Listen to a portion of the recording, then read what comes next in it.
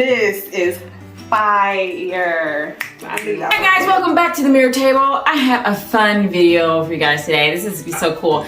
So one of my subscribers reached out to me and she loved the video that I did on making the LOEWE Obi Belt, and she wanted me to make her one. So I am so excited to share with you guys about what I'm about to do. So I'm waiting for her to come right now, and I think she's here, and let's get started. So I'm so excited. So she is here. Oh gosh, she's here. Okay. Hey girl! Hey girl! Come on in! Good. Since I'm making a custom belt, the first thing I want to do is take her measurements. So for this design, I'm going to take her waist measurement and her hip measurement so I'll know exactly what size to make the peplum belt.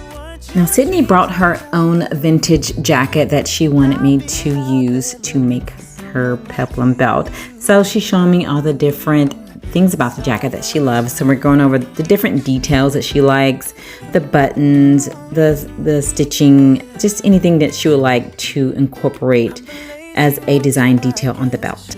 Now I'm going to start to deconstruct the jacket. So I'm going to completely take the jacket apart and break it down into original pattern pieces, and then I will use those pieces to create a new belt. Many of you have reached out to me regarding a pattern for the peplum belt. I didn't really make a pattern. Each belt that I make is completely different than the other. So I usually disassemble the jacket and then I take the pieces that I'm going to use to make the belt.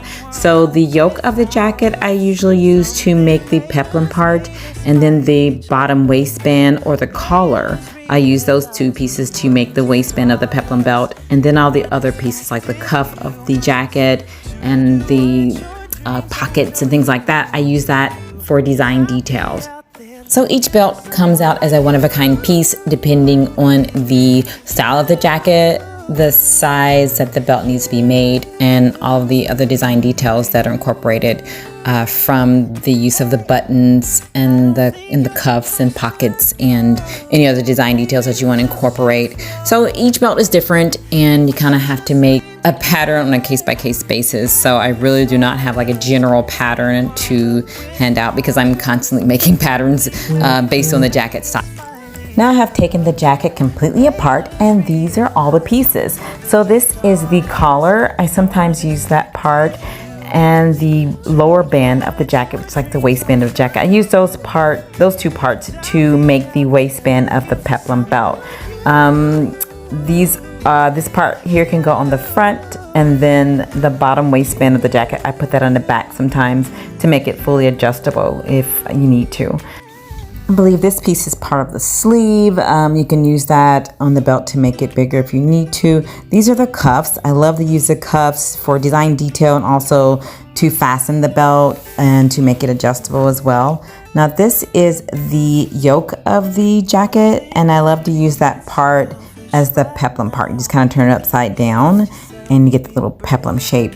This is the front part of the jacket, which you can use as a peplum. This is a really nice design detail you can use to fasten the belt as well and to make it look unique and different. And these are all the other pieces that I'm just gonna place on my dress form and just create a shape that looks like the peplum belt and make a one-of-a-kind belt. And these are the sleeves here.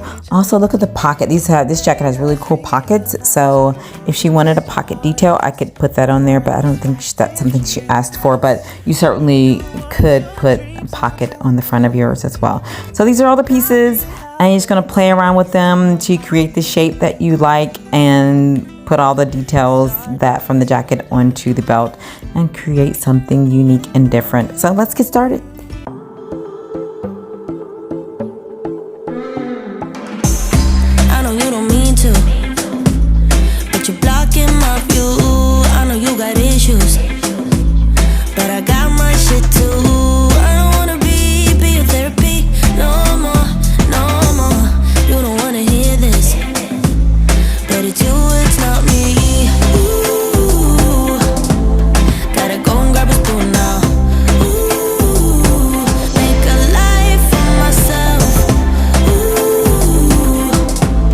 I don't know what I'm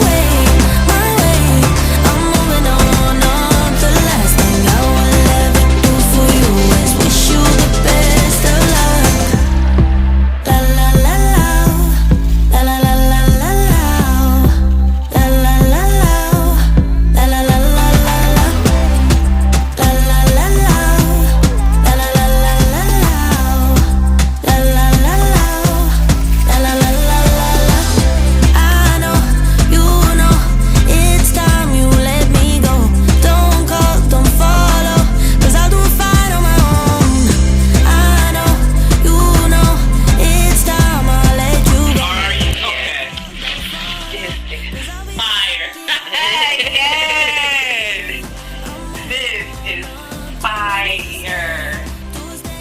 I do know.